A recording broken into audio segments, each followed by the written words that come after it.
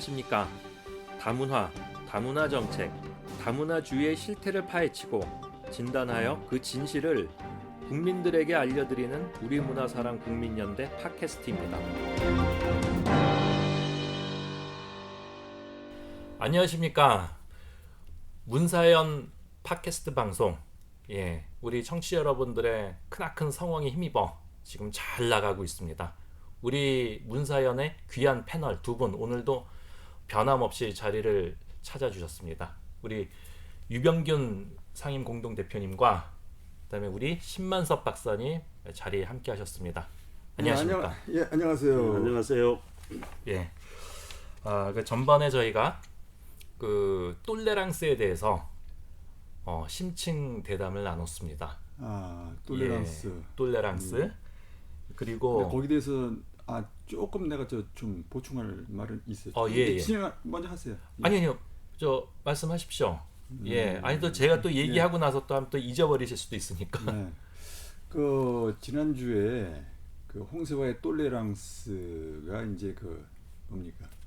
프랑스에서는 그걸 이제 그 기준으로 해서 그 다문화 사회가 형성이 됐다는 거. 근데 어떤 그 관용이라든가 그다음에 그걸 통해서 이제 사회보장이라든가 사회보장 그 혜택이라든가 이런 것이 이제 그 주어졌다고 얘기가 되었는데 사실은 똘레랑스라는 그 개념보다는 연대, 프랑스에서는 그 연대, 그러니까 영어로 하면 solidarity, 그다음에 공화주의. 이게 사실 걔네들의 그 사회보장, 그다음에 국민들에 대한 뭡니까? 주권 의식, 그다음에 사회 복지. 그 두 가지에 대한 그 기준이 바로 사실은 연대와 사회적인 연대, 그다음에 공화주의라는 거예요.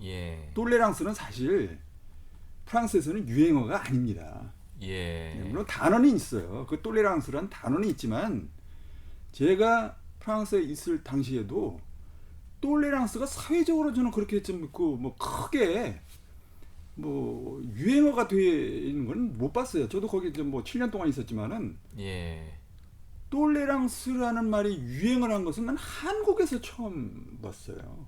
무슨 말씀인지 알겠습니다. 그 말이 그 똘레랑스라는 단어가 프랑스에서 굉장히 유행하고 있다. 그래서 여기서 이제 엄청나게 히트를 치더라고요. 근데 정작 프랑스에서는 똘레랑스라는 단어는 있지만은 똘레랑스가 사회적인 그런 그 용어로는 별로 그렇게 활용이 되는 걸 못 봤어요. 근데 중요한 건 걔네들한테는 사실 사회적인 가치로서 중요한 것은 연대와 그다음에 이 공화주의입니다. 그 틀에서 이제 그 모든 것이 이제 국가적인 기본이라고 하는 거. 그다음에 그 국민 주권, 그다음에 국민 안전, 국민 보호, 국민 정신, 정체성 그런 것이 다 거기서 나옵니다. 특히 이제 그 공화주의, 그 프랑스 대혁명 이후에 왕조에서 이제 그 공화국으로 바뀌었잖아요. 공화국이라는 건 뭡니까? 공화국과 왕조의 차이는 인민이 선거를 통해서 지도자를 뽑는다는 거, 그게 가장 큰 차이거든요. 그 공화주의로 바뀌었어요. 그 공화주의로 바뀌면서 공화주의의 가치가 뭐였느냐, 바로 자유, 잘 알지 않습니까? 자유, 인권, 평등, 박애. 자유, 평등, 박애가 아니라 이제 거기서 이제 정확하게 하면 형제, 그렇게 돼 있는데 자유, 평등, 형제, 이 가치.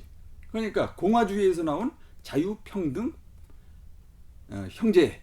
그리고 그걸 이제 그 구체화시켜서 이제 여러 각 분야로, 사회 각 분야로 이제 전 분야로 이제 적용을 시켰던 거죠. 정치, 사회, 경제, 교육 전 분야로 그 가치를 갖다 이제 적용을 시켰던 거죠. 그러니까 똘레랑스라는 그 단어는요, 참 한국 사람들이 듣기에 너무 좋은 거예요. 일단 우리나라 사람들이 상당히 좀 감성적이거든요. 그렇죠. 그러니까 이 똘레랑스, 관용, 그다음에 아량, 포용, 이거 괜찮네. 거기다가 발음까지 멋있어. 똘레랑스. 정말 멋있네. 공화국 하면 레피블릭. 아 이거 좀 이상해. 뭐 단어가 그래. 예. 그거보다는 좀 뭐 똘레랑스. 아마 그래서 홍수야 씨가 좀저그 똘레랑스라는 단어를 갖다가 예. 좀 저거 선택을 했는지 아니면 그 가치를 좀 중심 가치를 몰랐던 건지. 예. 그건 모르겠지만 하여튼간에 상당히 우리나라 사람들에게 어필되기 좋은 그런 감성적인 단어가 여기서 감성적인 예. 프랑스 단어가 여기 들어와서 히트를 쳤다는 거예요. 이거는 사실 초점을 벗어난 거예요. 예, 그 말씀을 들어보니까 사실 뭐 홍세화 씨는 뭐 의도치는 않았을 텐데 네. 그 우리 그 다문화 단체 사람들이 외국인, 그러니까 다문화인들과 연대라고 얘기하기에는 너무 이제 역반응이 클 거다라는 생각을 했는지 몰라서 이런 뭐 똘레랑스, 관용 네. 이걸 어떻게 또 채택한 게 아닌가라는 생각도 들긴 드네요. 네, 그러니까 예. 상당히 이제 뭉뚱그리기가 좋거든요. 그리고 그렇죠. 뭐 따뜻한 그런 그 뉘앙스가 풍기고, 예, 뭐 네? 따뜻한 예. 자본주의 뭐 이런 식으로. 우리나라 사람도 그런 단어들 좋아하잖아요. 예, 뭐 그렇죠. 열린 민족주의, 열린, 예. 따뜻한. 예. 예? 도대체 그 따뜻한이라는 게 뭐고 열린이라는 게 뭔지 거기에 대한 규정이라든가 정의가 없어요. 우리나라 그렇죠. 사람들은 그런 거 별로 하길 좋아하지 않아요. 감성적으로 그냥 받아들이는 겁니다. 따뜻한, 열린. 근데 사실 이런 측면은 좀 우리나라 사람들 좀 고쳐야 돼요. 아니 근데 저는 뭐 단점이라는 생각은 안 하는데 요 인권 단체 사람, 그러니까 뭐 다문화 이권파리들 요런 사람들이 아주 보면은 잔머리 굴리는 거죠. 네, 그러니까 예. 국민들에게 이제 그들이 이제 그 뭡니까 캠페인을 벌여가지고 이제 자기 뜻대로 이제 움직이게 하려고 하는 거거든요. 그러니까 국민들 대상으로. 그렇죠. 말 갖고 예. 사람들을 갖고 노는 거예요. 예. 한마디로. 근데 예.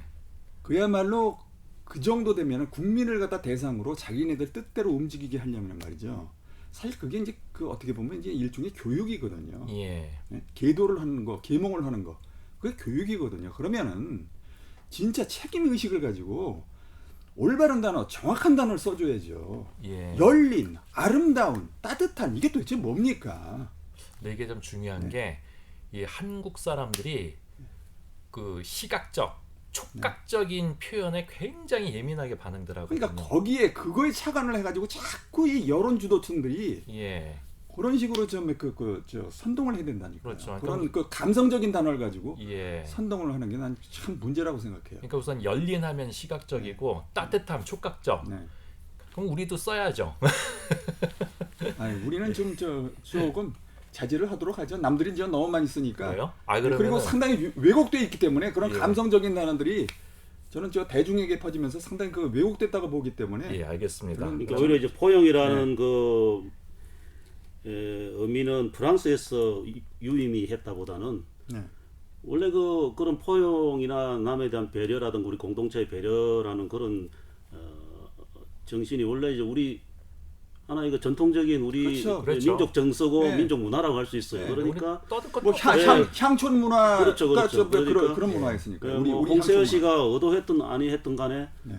그 아주 제대로 이 마케팅을 했다는 거죠. 예. 예? 톨레랑스를 한국 사람들 정서에 맞는 수입에다가 이게 한국에 잘 팔릴 것 같은 그 아주 선정을 잘했어요. 프랑스에서 이 톨레랑스를 잘 수입에다가 한국에다 잘 팔아먹었다. 뭐 이 정도로 정리하죠. 뭐. 예. 어쨌든 간에 신 박사님께서는 뭐 말리시지만 한번 은밀히 한번 써먹어보고 싶어요. 개인적으로는 그런 방향으로. 예. 네, 그럼- 원하시는 대로. 예. 그러면은 전번에 그 똘레랑스에 관련된 AS까지 확실하게 해주셨습니다. 네. 자, 그러면 이제 민족주의 폐기 광풍 이대로 둘 것인가? 민족주의 폐기하니까 섬찟한 표현인데 좀 유식하고 순화된 표현으로는 탈민족주의 그럽니다. 네. 예. 섬찟하다고 이제 지금 사회자께서 말씀하셨는데 아마 저 탈민족주의 주장하는 사람들은 저 코웃음을 치고 있을 거예요. 뭐 이제 다 지나간 흘러간 노래 지금 또 부르고 있네.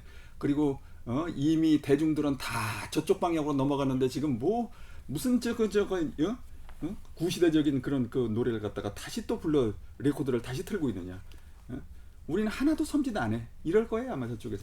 참 섬찟한 사람들이에요. 네, 그게 섬찟한 거죠 사실. 예, 그런 섬찟한 생각을 거예요. 하고 있다는 자체가 섬찟한 거죠. 예. 그러면은 탈민족주의, 민족주의 폐기 광풍 한번 그 새삼스럽긴 한데 정의를 한번 내려주시죠. 어떤 내용을? 짧게. 탈민족주의요? 예, 탈민족주의. 우리가 그동안에 이 팟캐스트를 통해서 네. 좀 언급을 좀 했었어요. 네. 예, 근데 혹시 또 처음 듣는 분들이 또 계신다라고 하면은 네. 뭐 탈민족주의 좋은 거 아니야? 그렇게도 생각들 하시겠죠. 네. 예, 좀 자유롭고 좀 근대적인 표현인 것 같아. 네. 라고 생각을 할 수 있단 말이죠, 이게. 예, 알겠습니다. 지루하지 않게. 네. 너무 길지 않게. 탈민족주의 하면은 예. 그 민족주의를 넘어서자는 거예요. 말 그대로 탈자는 이제 뭡니까? 예.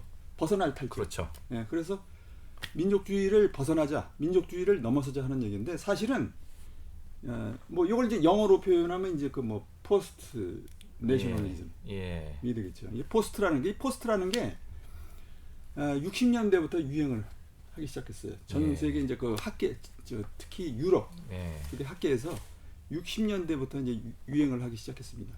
근데 탈민족주의 이전에 사실은 먼저 나온 게 이제 탈근대주의예요.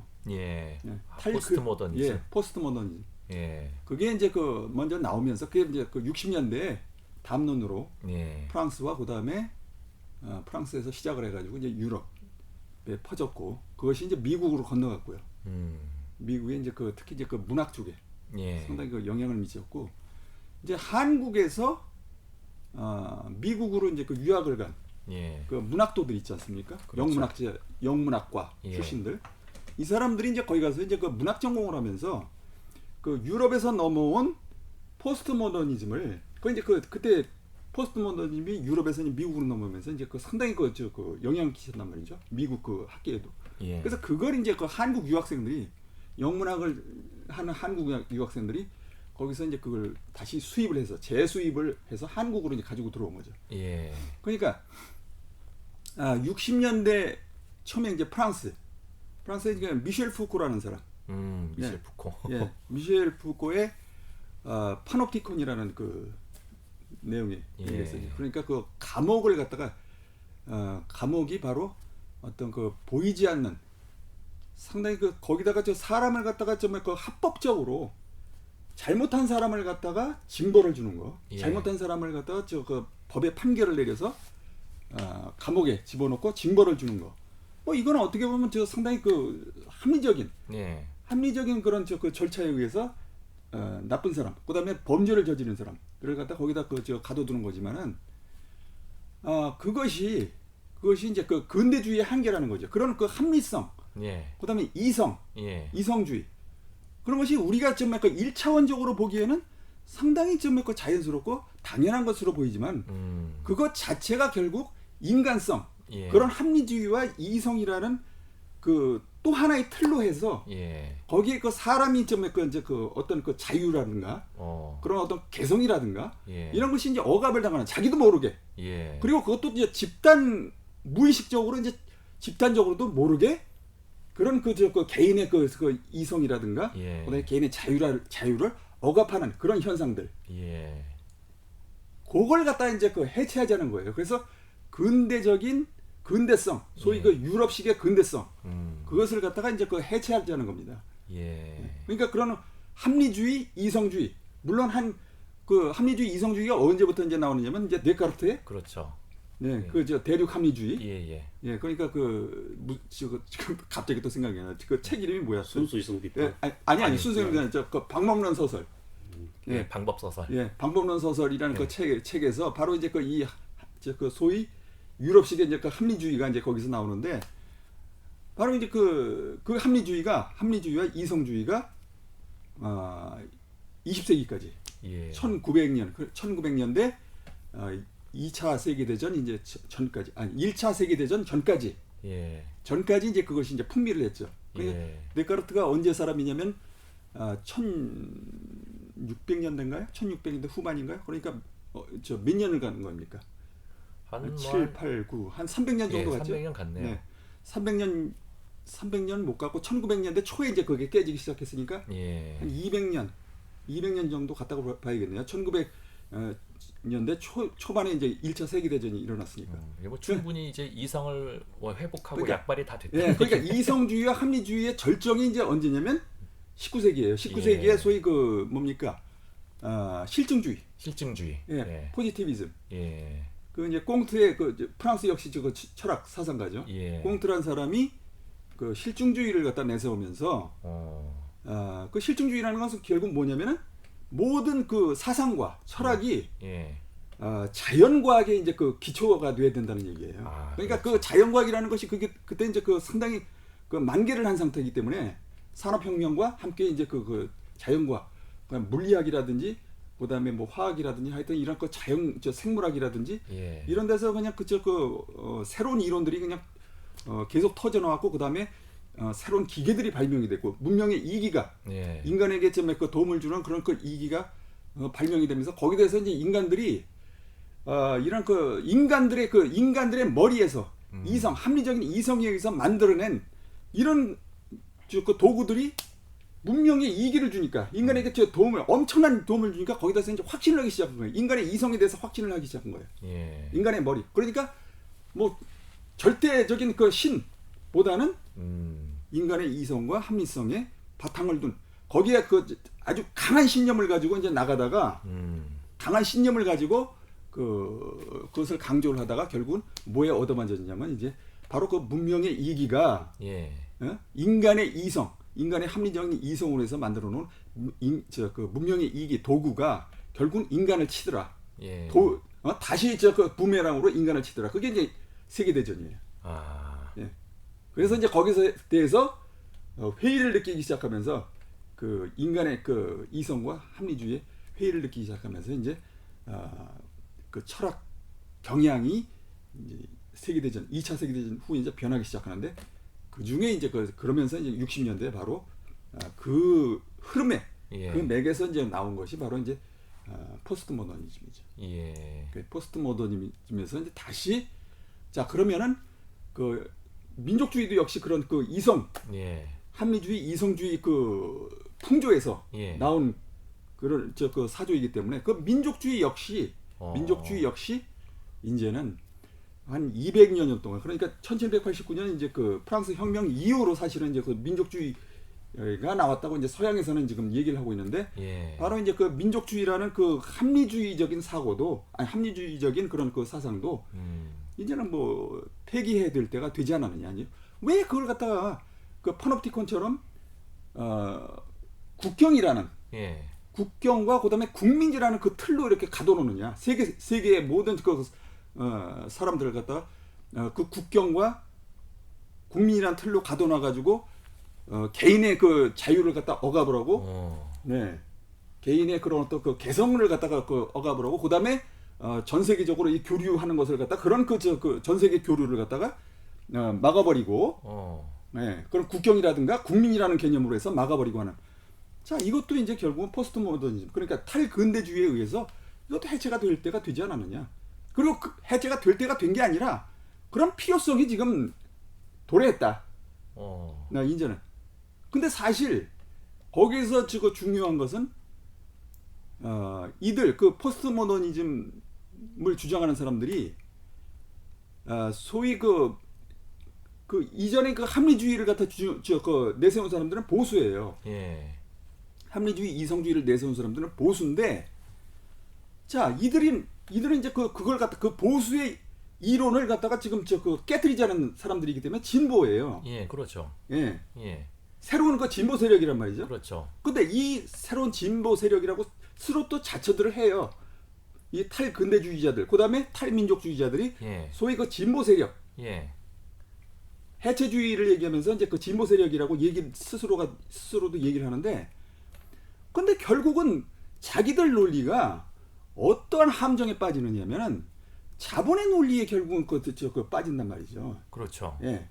자본가들의 그 논리, 그러니까 국경을 갖다 해체하고 국민을 해체하고, 그렇게 해서 좀 사상과 모든 그 물자와 그다음 자본이 마음대로 세상을 갖다 돌아다니게끔 한다는 것 자체가 예. 자 그렇게 되면은 뭐 주류 세력들은 기득권 세력들은 그걸로 인한 세계화, 예. 글로벌리즘, 해서 앞으로 그 경제 성장을 갖다 낙관적으로 보고 그다음에 거기에 따라서 국민 생활도 향상이 된다는 식으로 선전들을 하지만 실상은 안 그렇잖아요. 그렇죠. 예, 그렇기 때문에 바로 그 포스트 모더니즘, 그다음에 이 탈민족주의자들이 바로 거기 그런 그 자본의 논리의 함정에 빠지는 자기네들 스스로 진보라고 하면서 보수의 논리에 스스로 빠져들어가는 이런 모순을 겪는다는 거죠. 바로 이래서 이 탈근대주의, 지금 말씀하신 탈민족주의는 이런 면에서도 이건 진보적인 이론이 아니에요. 야, 가볍게 던진 질문에 이렇게 멋들어진 답변을 강의를 해주셨으니 이게 좀 박수를 안 칠 수가 없는데. 예. 열강입니다. 예, 근데 저는 그 말씀 들으시면 하실 때 좀 어떤 생각했냐면, 야, 이거 뭐야, 이거 탈민족주의가 무지 좋은 거 아니야라는 생각이 들 정도로, 네. 너무 일목요연하게 말씀 잘해주셨는데 역시 결론은 그거예요, 그죠? 네. 예, 어쨌든간에 참 보면은 그 지금 우리나라의 이제 뉴라이트들, 네. 특히 이제 민족주의는 반역이다라는 책을 또 쓰신 분이 계세요. 그 임지현 교수. 네. 이 양반이 이제 뉴라이트라는 건 삼척동자도 다 알아요. 그런데 뉴라이트인가요? 이분? 예. 아니 자기 스스로는 그렇게 얘기 안 합니다. 자기 스스로는 얘기 안 해요. 근데 근데 그리고 네티즌들은 다 그가 뉴라이트라고 당연히 다 알고 있어요. 그렇게 아닌가? 지금 규정이 안 돼 있어요. 이 김재현 교수는 뉴라이트로는 규정이 안 돼 있어요. 그래요? 네. 그럼 뉴라이트의 사주를 받고 있는 건가? 아니 그거는 내가 보기에는 조금 그거는 좀 그 규정이 잘못된 것 같은데. 근데 이게 있지 않습니까? 이 임지현 교수는 스스로가 예. 내가 알기로는 그 뭐 진보라고 자처하는 걸로 알고 있어요. 그리고 일반 그 언론이라든지 학계에서도 이 사람을 진보로 지금 그 분류를 해놓고 있습니다. 그 안병직 교수 제자 아니에요. 안병직 교수는 서울대 교수고. 제가 중대한 그럼 예, 임지현 교수는 착각을 한 서강대 건가? 나왔습니다. 그렇습니까? 서강대 사학과를 나왔어요. 근데 이 인터넷상에서는 보면은 안병직 교수하고 네. 이 임지현 교수를 다 동일선상에다 놓고 이 판단들하는 게 글쎄요, 일반화돼 있거든요. 그거는 내가 보질 못했네요. 예, 사실 뭐 저는 뭐 개인적으로 이분한테 관심 있는 것도 아니고, 네. 예, 그런데 이제 일반적으로 쭉 그런 이제 글들, 그다음에 네. 그 기사들, 자료들 이런 걸 쭉 보면서 그렇구나라는 생각을 했는데, 그럼 그 부분에 있어서 좀 중대한 착오가 있었다면 그건 네. 이제 제 잘못이고요. 네. 정정을 하도록 하고, 어쨌든간에 이분의 그 책이 한때 좀 인기를 끌었어요. 네. 예, 그래서 많은 사람들이 탐독하면서 맞구나, 그 동조들을 많이 했다라는 말이죠. 근데 이제 문사양 같은 경우에는, 우리 단체 같은 경우에는 지금 입장이 탈민족주의야말로 반역이다. 그래요. 예, 네, 우리 입장은 그게 그렇죠. 우리 입장이거든요. 네. 이 사람은 뭐 민족주의는 반역이다라는 그런 책 제목을 달았지만, 물론 내가 알기로는 이 책 제목은 이 책 글쓴이가 다른 게 아니라 마케팅 차원에서 뭐 출판사가 이렇게 그 제목을 정한 걸로 알고 있어요. 예, 어쨌든 뭐 책은 팔려야 되니까. 예, 본인도 거기 수긍을 했으니까 오케이 했을 거 아닙니까? 아니 그죠? 그리고 그 뭐 내용도 예, 이 책 내용을 보면은 뭐 제목대로예요, 사실. 예. 그리고 조금 전에 그 이제 진보를 자처한다라고 진보를 자처하고 그다음에 학계와 언론에서 진보로 이 사람을 뭐 그런 식으로 규정을 하고 있어요. 예, 그런 식으로 규정을 하겠죠. 근데 네. 사실상 늘 저희 하는 생각이 뭐냐면은, 말과 행동 중에 네. 그 사람이 어떤 정체성을 판단할 수 있는 근거는 결국 행동이 아니겠는가? 네. 예, 그렇다면은 그 스스로 진보를 자처한다라고는 하지만, 그러니까 조금 전에 그 임지현 교수가 뉴라이트가 아니냐라는 그 질문을 했던 거와 마찬가지로 네. 그런 생각을 하는 근데 그 것이, 네티즌들이 어떠한 그 측면에서 뉴라이트와의 임지현 교수를 바로 같이 연결을 시키는 건가요? 민족주의 해체 이쪽에 초점을 맞추고 있는 거죠. 아. 왜 그러냐면은 그 식민사관, 네. 식민사학자, 친일파들, 네.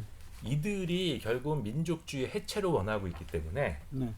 이 사람은 어쨌든 간에 거기에 복무하고 있지 않습니까? 물론 이제 결론은 같은데, 예, 그 친일파들의 그 민족 해체와 예, 그다음에 임지영 교수의 주장이 결론은 같아요. 민족주의 해체. 예. 근데 이제 그 출발은 좀 다르죠.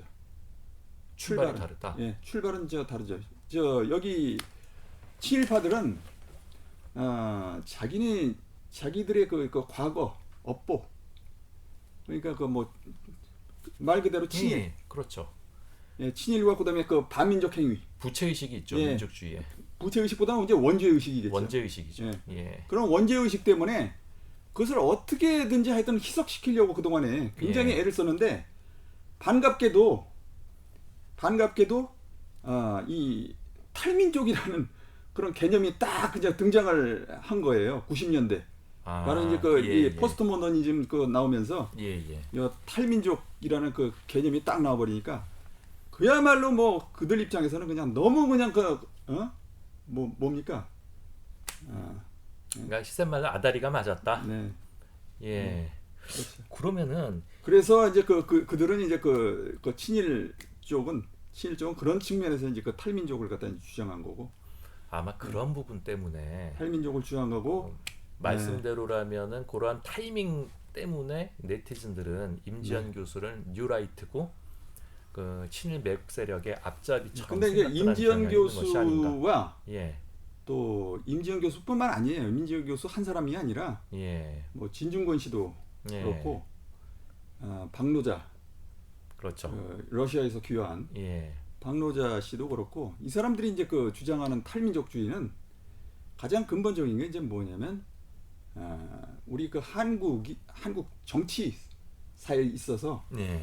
그 독재, 그다음에 군사정권을 거쳐오면서 그들이 군사정권, 독재정권이 결국은 이 민족주의를 제대로 정의도 안 하고 유사민족주의로서 그것을 국민 동원 이데올로기로 이용해 먹었다. 악용했다. 예.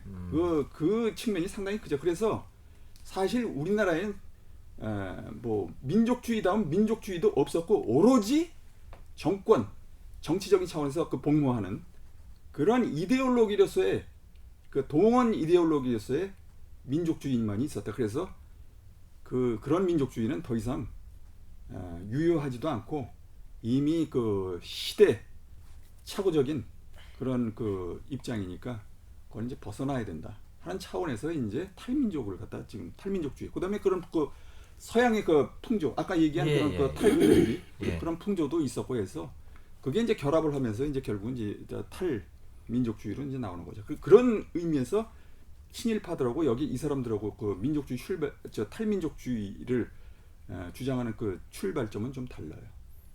라고 하면 그럼 우리 유병균 대표님께서는 또 여기에 대해서 어떤 생각 갖고 계신지. 근데 좀 들으면서 좀 의문을 제기하고 싶은 게 그 민족주의는 반역이다. 탈민족주의에서 그 민족주의라는 게 과연 이 사람들이 뭐라고 생각하는 건지, 예? 그게 좀 규명이 돼야 될 것 같아요. 그 이 사람들이 생각하는 민족주의는 뭔데? 그 민족주의는 반역이고 그거로부터 벗어나야 하는가? 그거부터 우리가 좀 규명을 할 필요가 있을 것 같아요. 그러니까 이 사람들이 지금 얘기하는 것은 그 민족주의가 두 가지예요. 두 가지. 민족주의 종류가 두 가지인데 하나는 이제 그 객관적 민족주의고, 하나는 이제 주관적 민족주의. 이렇게 둘로 나누고 있어요. 이거는 이 임지영 교수나 뭐 여기 지금 탈민족주의를 주장하는 사람들이 공통적으로 지금 얘기를 하는 건데 사실 이들의 독창적인 주장이 아니에요. 이건 서양 이론입니다. 서양에서 이제 이런 식으로 이제 분류를 하거든요. 그러니까 주관적 민족주의와 객관적 민족주의. 그러니까 객관적이라는 건 그야말로 객관적으로 나타나는 요소들 있잖아요. 움직일 수 없는 요소들. 그러니까 예를 들면은 인종, 그다음에 그 혈족, 그다음에 언어, 그다음에 그 오랫동안 그 형성되어서 굳어진 문화, 이런 걸로서 이제 이루어진 그 민족주의가 바로 객관적인 이제 민족주의예요. 또 달리 말하면 이제 원초적인 시각의 민족주의라고 얘기를 해요. 그다음에 주관적인 민족주의는 요거는 이제 그 원래 아까 그 원초적인 민족주의, 객관적인 민족주의는 그래서 그걸 주장하는 사람들은 원래 민족주의라는 것은 아주 오랜 옛날부터 이 민족이라는 것이 아주 오랜 옛날부터 형성이 돼서 지금까지 계속 아까 그런 요소를 가지고 계속해서 내려온다는 거. 그걸 주장하는 거고, 그 다음에 이 주관적 민족주의를 주장하는 사람들은 민족주의라는 것은 오래전부터 어떤 걸 객관적인 요소로 해서 좀 그 형성되는 것이 아니라 바로 근대에 형성이 된 것이다. 특히 이제 정확하게 연도를 얘기하면 이제 주로 이제 1789년 프랑스 대혁명 이후로 민족이라는 것이 이제 민족이라는 개념이 나왔고 거기서 이제 민족주의라는 것이 나왔다. 이렇게 얘기들을 해요. 근데 그게 왜 어떤 면에서 그게 왜 주관적 민족주의라고 이렇게 이름 붙이죠? 주관적 민족주의라는 그 이유는 뭐냐면은 그 주관적인 민족주의는 이런 근대 탄생한 민족주의는 객관적인 요소가 없다는 거예요. 하나의 의지, 같이 살고자 하는 의지, 서로 다른 그 문화와 그다음 서로 다른 인종, 서로 다른 언어를 가지고 있는 사람들이라고 할지라도 한 국가 내 공통의 목적, 공통의 언어, 그다음에 공통의 그런 어떤 그 국가에 대한 충성심, 이런 것을 갖고 함께 살고자 하는 의지가 있는 사람들, 그들이 하나의 그들을 갖다가 그 특정 정부가, 특정 권력이 그들을 하나로 묶어낸 그런 정치적인 그 사람들, 정치적인 뭐라고 그럴까, 집단 공동체, 이것이 이제 그 민족이라는 거죠. 이게 주관적 민족주의라면은 그 민족 구성원들이 자기들 스스로 우리는 이제 하나의 민족이다. 이런 우리 이제 공통점이 있다. 공통의 어떤 가치를 공유하는 그런 집단이라는 그런 의식. 그런 자기들의 의식이 이제 그게 이제 주관적인 그렇죠. 민족주의를 할 수 있는데. 그러니까 다른 데서 얼마든지 인종과 그다음에 언어가 달라도 다른 사람들이라 할지라도 여기 이 공동체, 이 주관적 민족주의에 동의를 하면은 거기 와서 같은 그 민족이 될 수 있다는, 민족 공동체를 이룰 수 있다는 그런 차원에서 이제 그 주관적 민족주의라고 말 되네요. 그래서 주로 이제 그 구체적인 거는 뭐냐면 주관적 민족주의의 그 구체적인 요소는 중심 요소는 뭐냐면 시민 의식이에요. 시민 같이 하고자 하는 같은 정치 공동체에서 귀속감을 가지고, 공동체의 귀속감을 가지고 그 특정 권력의 충성심을 나타내고, 그 권력은 그들을 갖다 하나의 그 국민으로 인정을 하고 그들에게 주권 행사를 한다는 거. 그리고 복지, 사회 보장이라든지 이런 그 혜택을 갖다가 차등 없이 준다는 거. 그래서 이제 뭐 그렇게 이제 개념 정리는 됐고, 이 주장하는 게 임전 씨나 뭐 우리나라의 탈민족주의를 주장하는 게, 그래서 그래서 이제 우리 한국의 민족주의가 이제 그럼 어디에 해당되는 거다? 객관적 민족주의에 해당한다는 건지, 주관적 민족주의에 해당하는 건지. 한국의 민족주의는 지금까지는 그러니까 최근 1990년대까지 특히 이제 그 군사 정권의 권력에서 이제 그 동원 이데올로기로 써먹을 때는 전부 우리 민족주의를 갖다가 객관적 민족주의로 다 주장했다 이거예요. 누가? 그 당시에 정권과 거기에 복무하는 그 학자들 대부분이, 그 권력과 그다음에 그 권력에 그 복무하는 그 학자들이 대부분 다 이 객관적인 민족주의를 갖다가 주장을 했는데, 물론 이제 그 이전에 객관적 민족주의를 주장했다. 근데 그 이전에 물론 이제 우리 독립운동가들도 그 동원 이데올로기, 그러니까 이런 그 군사 정권, 독재 정권이 나오기 전에 사실은 독립운동가들도 객관적 민족주의를 그 이전에 이미 주장을 했어요. 근데 그것을 갖다 이어서 이제 그 뒤에 이제 군사 독재 정권들이 뭐 이용을 해먹은 측면이 있다. 그래서 사실은 이러한 그 객관적 민족주의는 어떻게 보면 허구이기 때문에 당연히 지금 이제 그 주관적 민족주의로 넘어가야 된다. 그 왜 허구냐? 그러면 우리가 가지고 있는 객관적 민족주의가 한국 사람들이 지금 뭐 그동안에 우리의 민족주의는 뭐 옛날부터 옛날 고대부터 상고시대부터 상고사부터 해서 지금까지 오랫동안 하나의 민족으로 하나의 언어를 가지고 하나의 뭡니까? 하나의 그 혈통을 가진 네. 그런 그 민족으로서 이때까지 계속 이어져 왔는데 이것이 사실은 이들은 이제 탈민족주의자들은 얘기하는 거예요. 뭐라고 그러느냐? 그건 사실이 아니다.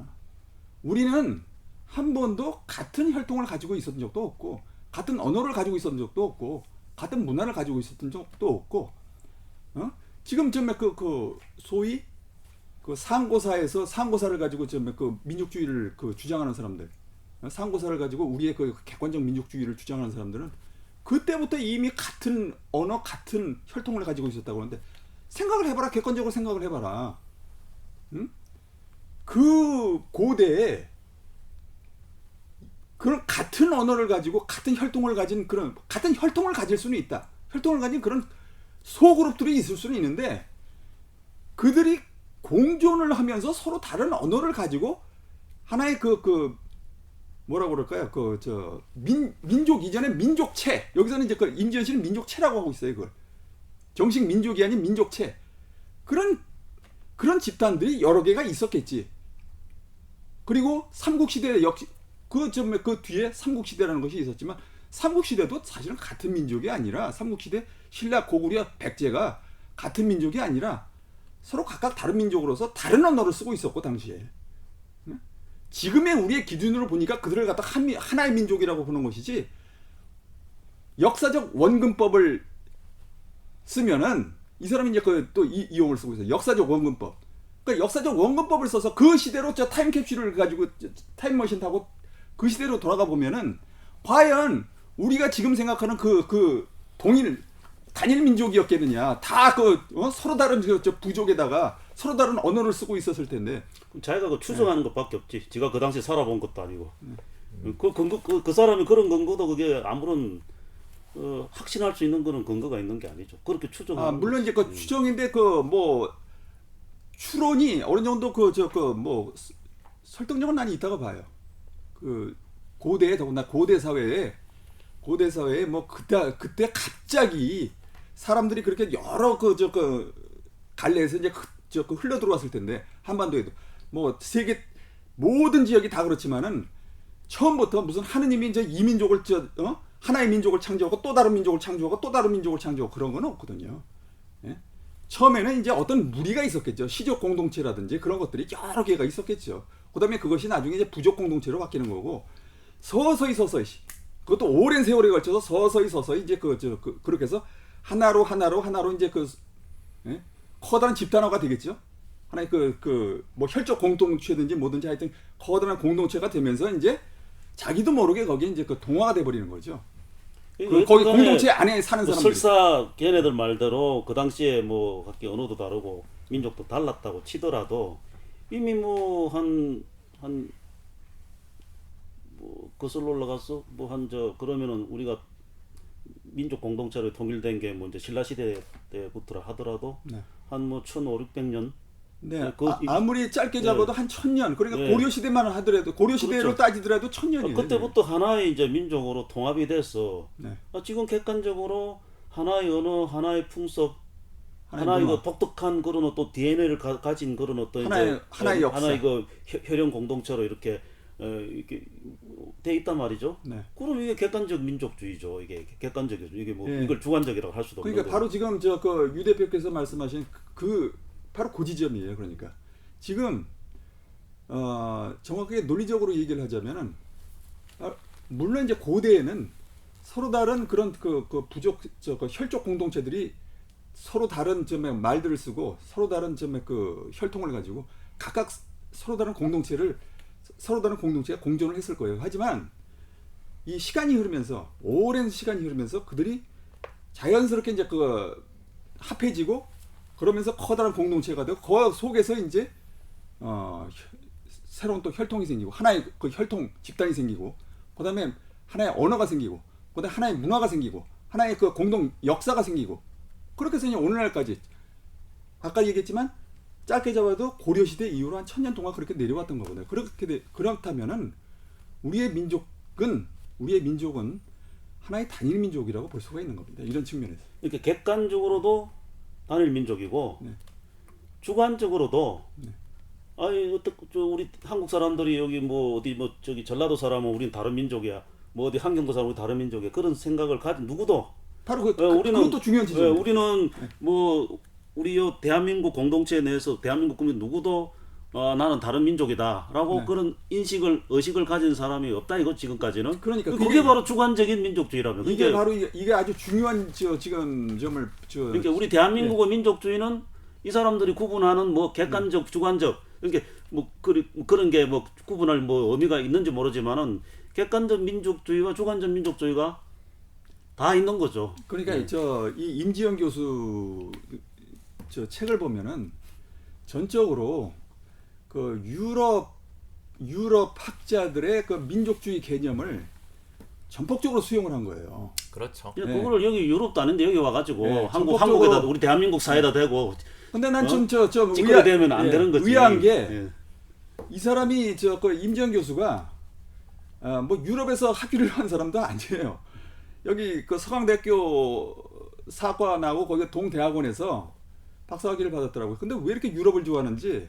그러니까 이 몸은 한국에 있는데 이 정신 세계는 그 유럽을 일주하고 그쪽에 그 문화를 그 향유하시고 이렇게 오신 모양인데 뭐 이 일체 사람은 이탈하신 분들이 많잖아요. 그러니까 이 학문을 하는 사람이고 책을 써서 이제 팔아먹는 사람이기 때문에 그 어떤 마케팅 차원에서 이제 유럽에서 그 도입한 그런 이제 그 개념을 한국 사회에다 이렇게 좀 이제 자기가 말하자면 세일즈하는 거라고 봐요. 근데 전혀 좀 아니 근데 안 맞는 거죠 이게. 지금 이 임지영 교수가 주장하는 내용은 서양 그 민족주의 이론가 중에 그 누굽니까?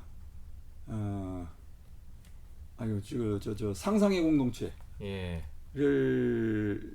얘기했던 존 홉스분 아니 누군가? 지금 갑자기 생각이 안 거 있다 치고. 근데 그 사람하고 그다음에 이제 그 영국의 그 에릭 홉스범이라는 게 있어요.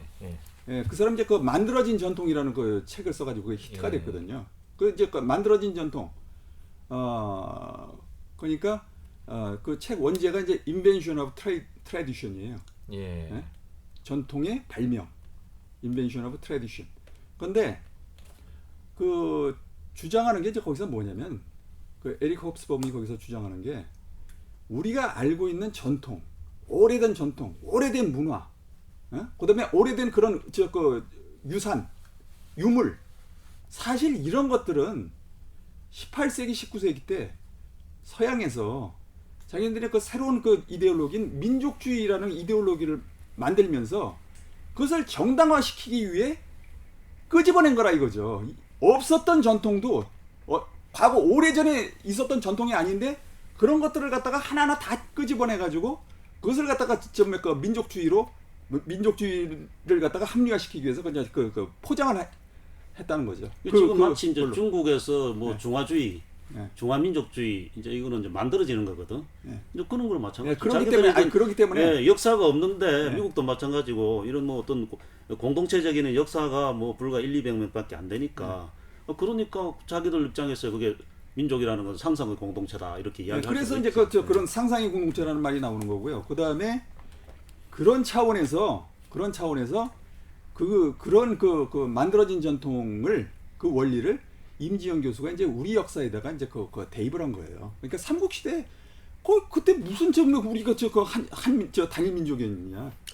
그것도 역시 지금의 그 민족주의, 그 단일 민족주의 하는 것도 만들어진 전통이다 하는 그런 식의 지금 전 논리예요. 삼국시대도 이제 백제는 이제 같은 부여계로 같이 고구려와 그 백제는 같은 같이 이제 당군 선교 같이 동맹제도 하고 그렇잖아요. 뭐 신라는 모르겠어요. 신라는 뭐 조금 저 흉노계로 이렇게 해서 이제 뭐 이렇게 동해안에 이렇게 정착한 그게 물론 그 신라 그쪽에 이제 우리나라 영남 지방에 이제 토속 그 민중들은 토속 민족하고 북방에서 내려온 그 흉노계라고 이제 이렇게 해서 이루어진 게 이제 신라라고 이제 할 수 있는데 뭐 그렇다더라도 신라에서도 뭔가 항상 보면 이게 사만일통 같은 사만이다 이래가지고 하나의 어떤 뭐 완전히 같은 민족이 아니더라도 그래도 저쪽에 중국 쪽하고는 다른 하나의 우리 좀 이제 같은 영역으로 이렇게 봤던 거죠. 그러니까 그거 뭐 임지현 씨의 그런 이야기는 전혀 말씀 말이 안 들어보면은 되는 거죠. 말씀 들어보면은 확실히 유럽식 사고, 유럽식 토양에서 그 만들어진 이론을 말씀하신 대로 한국에 그냥 너무 무비판적으로 받아들인 게 아니냐라는 생각이 드는데, 제가 알기로는 임지현 교수님이 사학과 전공은 아니신 걸로 알아요. 사학이에요. 사학이 맞아요. 네. 도대체 이렇게 내 잘못 알고 있지? 서강대 사학과 나왔어요. 그래요? 거기 그 사학과에서 박사학위 받아. 그래서 지금 또 실수했네. 개념 정리는 어느 정도 됐고, 예. 오늘 임지현 씨가 주장하는 이제 민족주의는 반역이다. 그래서 민족주의가 왜 반역인지 그 책 내용에 뭐 간단하게 뭐 때문에 반역인지, 그리고 그 민족주의가 반역이라는 얘기는 결국 그 탈민족주의가 지금 대세라는 얘기예요. 그러니까 조금 아까 얘기했던 것에서 답이 다 나온 겁니다. 근데 저는 놀라운 게 사학과 교수면은 그분 세부 전공이 뭐 서양사입니까? 아니면은 뭐 그런 것 같아요. 서양사인 거. 네, 그건 내가 잘 모르겠는데 서양사로 알고 있고요. 네. 근데 정말 우스운 게 뭐냐면은 그 이제 이화여대 사학과 교수를 지내신 강철구 교수 같은 계시죠. 분은 역시 서양사학을 전공하신 분인데 그분은 또 입장이 달라요. 이분하고 전혀 다른 입장을 얘기를 하세요. 근데 그 신용하 그 교수님, 서울대 사회학과 교수로 계시다 지금 은퇴하신 분이나 이런 분들도 보면은 아까 그 말씀하신 그 객관적 민족주의와 주관적 민족주의, 그거를 그 직자적 민족주의와 대자적 민족주의라고 말씀하셨더라고요. 근데 그분도 보면은 글을 보면 이 두 가지 면에서 우리 한국인은 완전히 이제 그 같은 동일한 민족이다, 이런 식으로 일관되게들 좀 말씀들을 하시는데, 그 임지현 교수의 저술이 지금 어떤 한민족의 민족 해체를 원하는 그런 정치 세력 내지는 다문화 관련 세력들한테 아주 구미에 맞는 부분이지 않습니까? 그렇죠. 그래서 사실은 이 책이 1999년도에 이제 그 초판이 발행됐어요. 예. 그러니까 그때 이제 막 이제 2000년 21세기를 이제 시작을 하려는 바로 직전에 이 책이 이제 발행이 돼가지고 그 이후에 2000년대 초반, 2000년대 초반에 우리 학계, 한국 학계와 한국 언론계에 상당한 영향을 줬어요. 바로 그래서 우리 학계와 특히 이제 민족주의 관련해서, 민족주의 담론에 관련해서 학계와 언론계에 이제 상당한 영향을 주고, 이제 그 사람들이 요 영향을 받은 그 사람들이 이제 여론 선도자들이 되면서 그 사람들이 이제 이제 학계와 언론계가 이제 그 뒤부터 이제 아주 가속을 내기 시작한 거죠. 탈민족주의에 대해서. 탈민족과 그다음에 이 다민족화, 다문화라는 이름의 그 다민족화의 가속도를 내기 시작한 게 그 다음이죠, 바로. 그러니까 이게 중요한 지금 이론 제공을 한 겁니다. 사실 처음에 이 임지현 교수가 지금 현재 다문화 하는데 사실 그 중요한 이론 제공을 한 거예요. 딱 그때 이제 IMF 초판에, 이후에 초판에 불을 땡긴 거예요. 신자유주의가 이제 한국 사회를 이제 엄습할 때, 그때 딱 그 시점에 등장했는데, 제가 굉장히 지금 방송 중에 사과의 말씀 하나 드리자면은 그 이영훈 교수하고 자꾸 제가 착각을 했네요. 이제 왜 이런 실수를 했는지 제가 좀 드릴 말씀이 없는데, 그러니까 뭐라고 해야 하나? 제 마음속에 관념이 거의 동일시하는 그런 게 있었나 봐요. 근데 우리나라 사람들이 말이죠. 뭐 이건 내가 사회자를 지칭해서 드리는 말씀은 아니고, 좀 누군가 이렇게 싫으면 그냥 거기에 모든 것을 갖다가 이것저것 다 넣어가지고 그냥 막 그냥 좀 이렇게 퍼부어대는 그런 게 있어요. 없잖아 있어요. 우리나라 사람들이 좀 그런 게 있어요. 이 보수도 그렇고 소위 진보도 그렇고, 저는 뭐 보수 진보 뭐 우리나라에서는 지금 보수 진보 없다고 생각하는데, 소위 자칭 보수와 자칭 진보들이 자기들이 싫으면 막 그야말로 객관적인 사실이 아닌 다른 것까지 그냥 막 집어넣어가지고 그냥 거기다 그냥 막 퍼부어댄단 말이죠.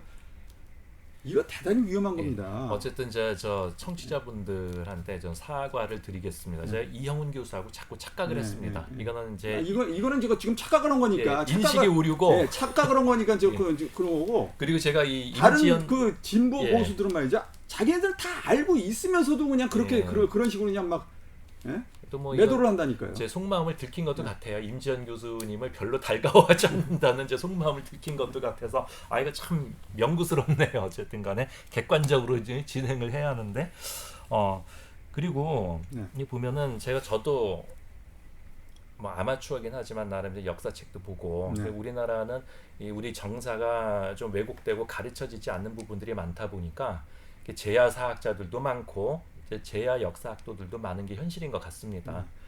보면 과거에 거란족, 그 다음에 여진족들과 우리 민족들과도 계속 이제 그 소통이 되고 말이 언어가 서로 통했다는 말도 있고 중국에서는 사설을 보면은 뭐 여진족이라든 이들하고 우리 뭐그 삼국시대 그 세 나라들은 뭐 동류라고 다 봤거든요. 네. 예.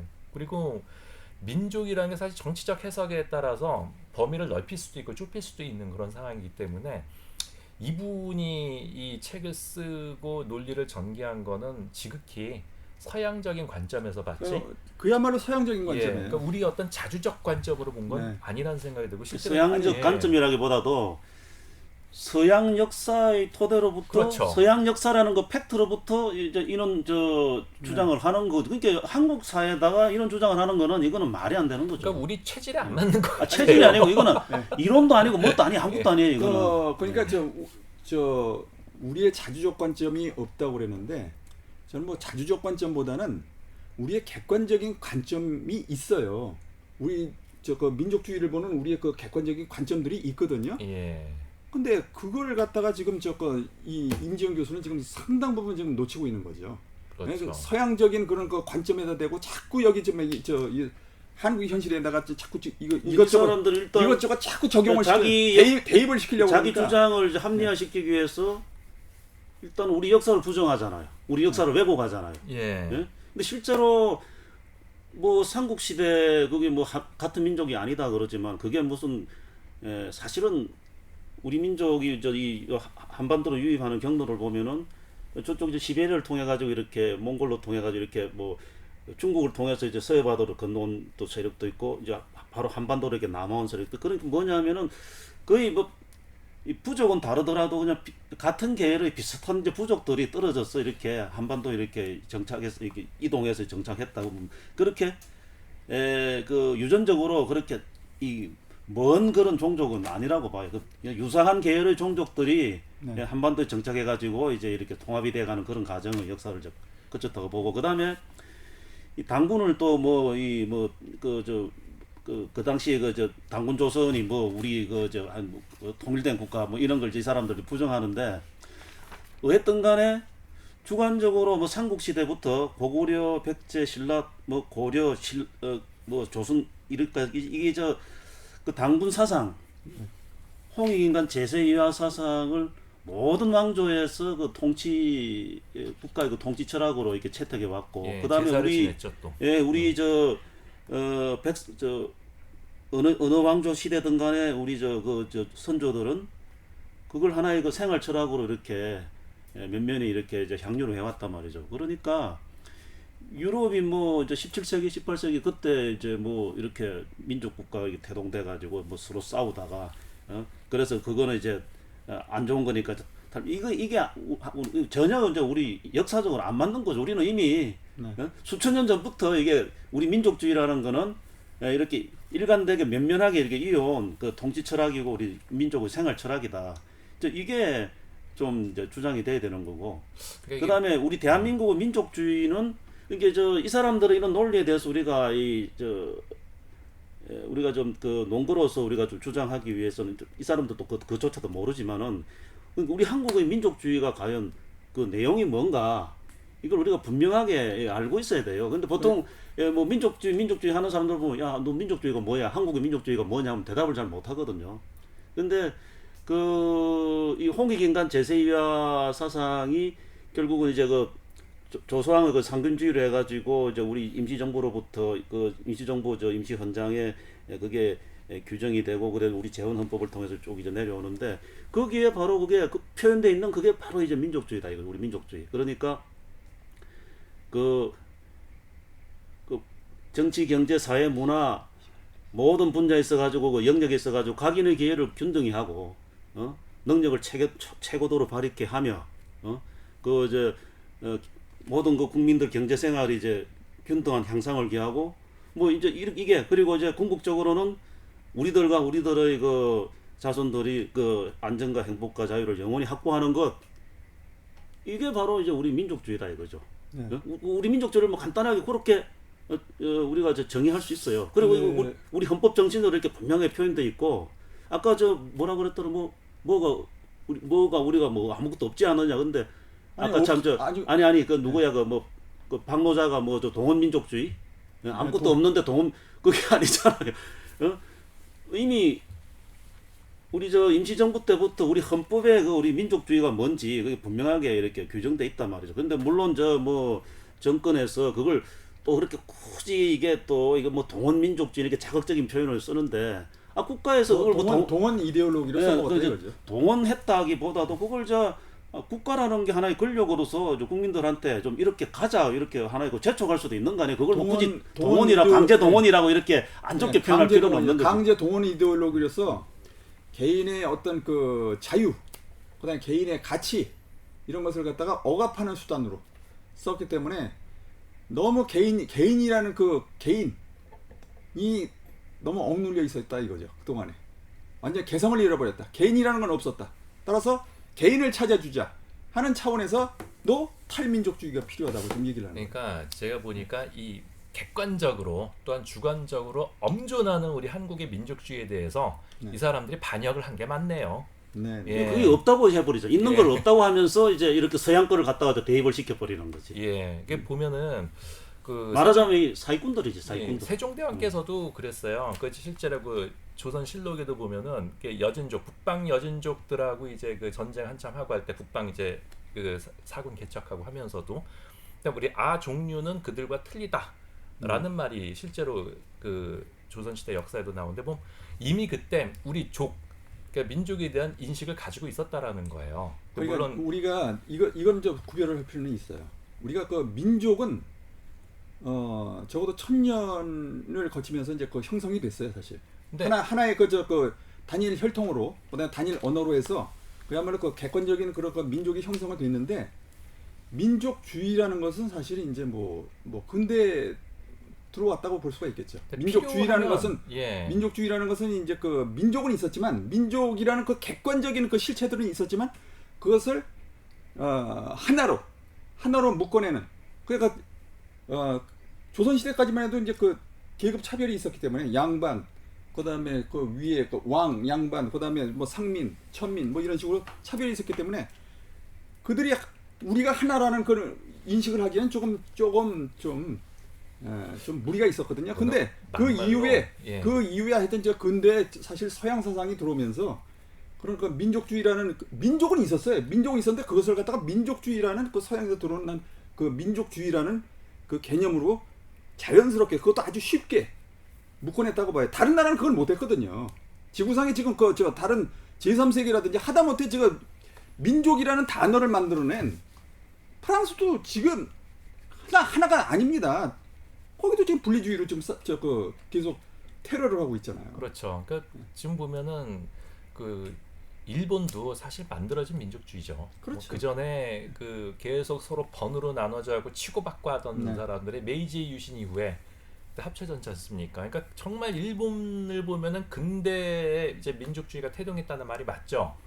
예, 지금 뭐 내부적으로도 좀 뭐 불황민도 있고 오키나와는 또 독립하려고 하고 뭐 이제 그런 상황이고 뭐 중국은 더하니까 그럼에도 그 국가 스스로 그리고 소위 말하는 그들 민족 스스로가 민족주의를 견지하고 있다라는 말이죠. 근데 한국은 오히려 그 부분에서 보면은 객관적 주관적으로 그 부정할 수 없는 같은 민족임에도 불구하고 아니 왜 이런 분들이 그 또 사학을 전공하신 분들이 이렇게 참 이런 말씀들을 하시는지 난 참 이해가 안 간단 말이에요. 그러니까 여기 보면은 말이죠. 이 임지영 교수가 이 민족주의는 반역이다라는 책 말고 한겨레 신문에 이렇게 얘기를 했어요. 한겨레 그 사람 이제 그 기고문인가 아니면은 그 기사로 지금 나와 있는 한겨레 2008년도 1월 12일자에 뭐라고 나와 있냐면 임지연 한양대 교수는 아래로부터의 지구화와 탈민족적 상상력이라는 발표문을 통해서 신성 불가침의 개념으로 여겨지는 국가 주권이나 임의적이고 배타적인 국경 등의 개념에 갇혀 있는 상상력을 해방시켜야 한다. 야, 이상주의자네. 예, 지금 말씀하신 대로 자 일본이라든가 이웃 나라들은 지금 이 민족주의를 지금 해체할 생각들이 없어요. 근데 여기 지금 이 사람 얘기하는 거 보세요. 상상력을 뭐 해방시켜야 된다? 임의적이고 배타적인 국경, 그다음에 신성 불가침으로 여겨지는 국가주권, 여기로부터 해방시키자. 누구를? 이 사람은 지금 대상은 한국이야. 구체적으로는. 아마 질문하면 그럴 거야.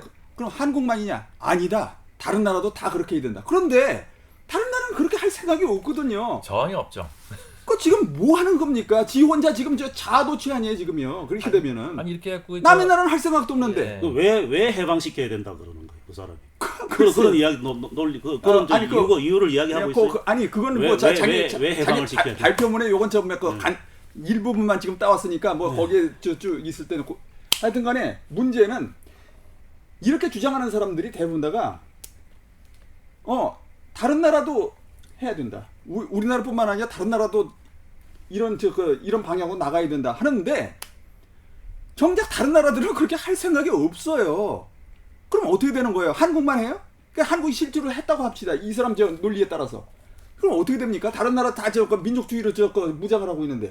아마 보태자면은 과거 이제 그 고구려도 다물 정신을 얘기했는데 옛 고조선, 그러니까 원조선의 강역을 회복하자라는 거였어요.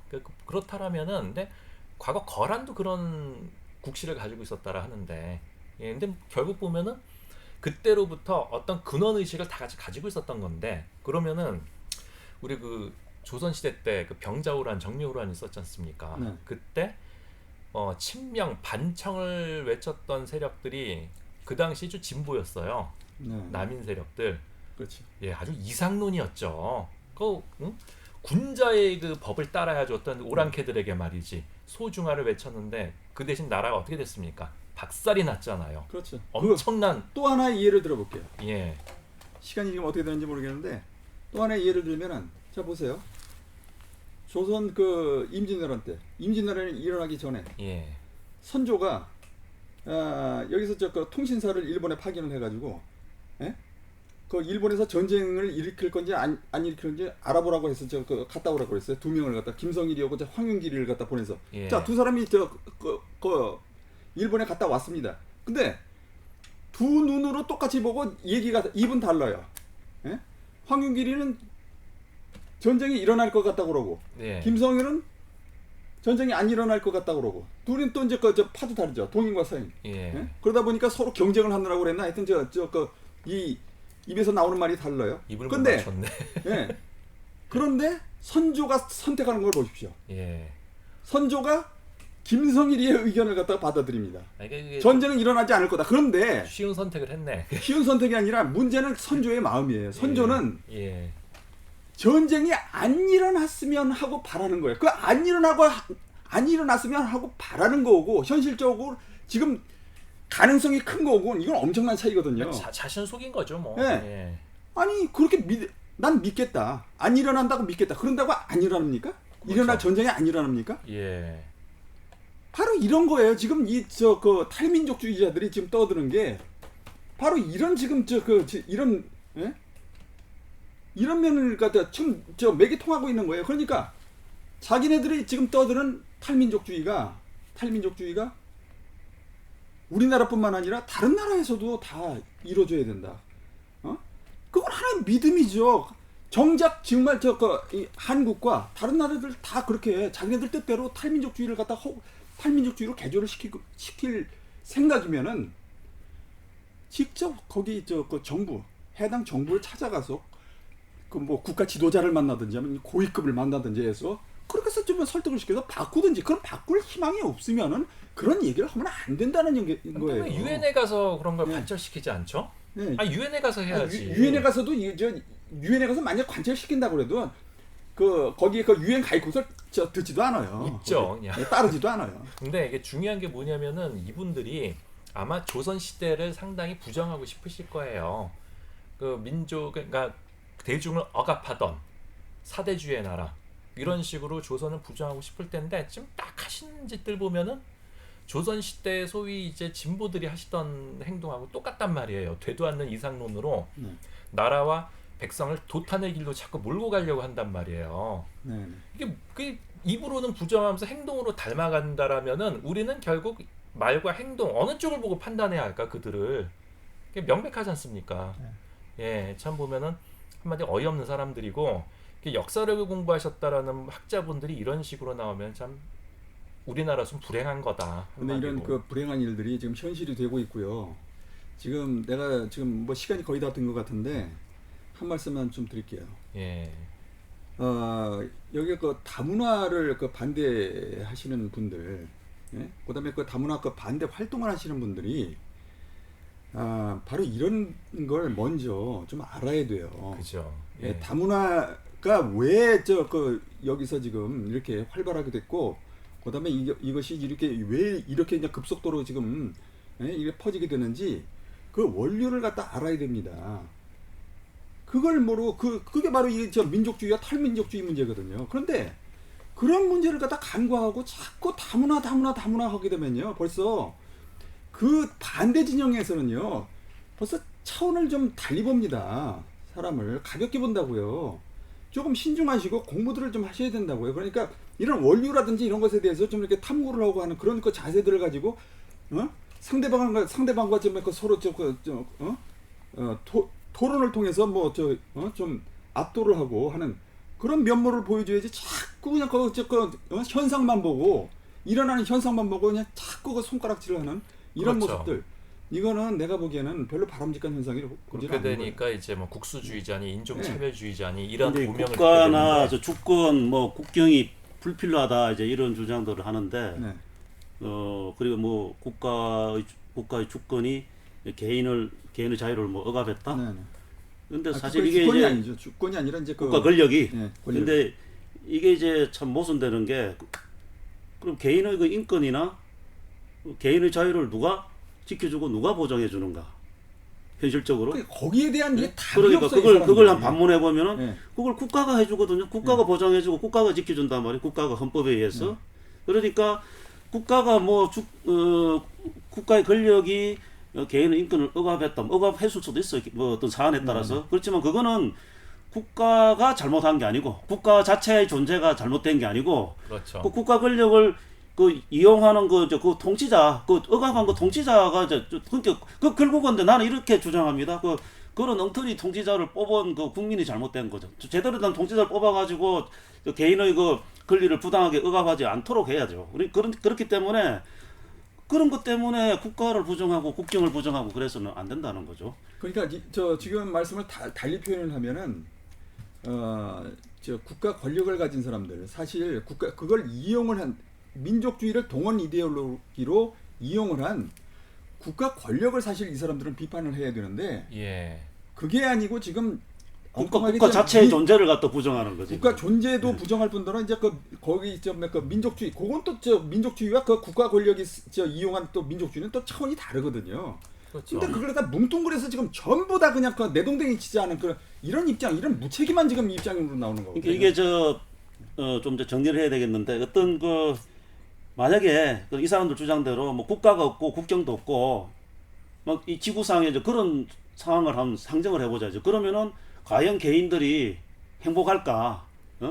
만약 그리 된다면은 약자를 누가 지켜줘요? 만약 그런 상황이 된다면은 진짜 만인의 투쟁. 그러니까 완전히 강자가 약자를 잡아면 동물의 세계가 되어버리겠죠. 국가가 있기 때문에 질서가 있고 규범이 있고 문화가 있는 거죠. 그 개인도 행복할 수 있는 거 국가 안에서. 그러니까 이거는 어떤 그런 왜 국가가 존재하는가, 왜 민족이 존재한다는 그런 본질적인 성찰이 부족한 그런 주장들을 보죠. 그렇게 또 인간들이라는 게 또 이 사회적인 동물이기 때문에 본능적으로 이 국가를 해체해놔도 본능적으로 언젠가는 또 같은 정체성을 가진 이 사람들끼리 뭉쳐서 공동체를 이루게 돼 있어요. 그거는 뭐 본능적인 거거든요. 그렇기 때문에 뭐 탈민족주의니 탈국가주의니 이 국가나 경계를 국경을 부정하는 이런 주장들은 기본적으로 말이 안 되는 주장들이죠. 한마디로 아무 이론도 아니고 그거는 한마디로 좀 뭐라 그럴까요? 좀 나는 정신분열증이라고 봅니다. 이런 사람들의 주장.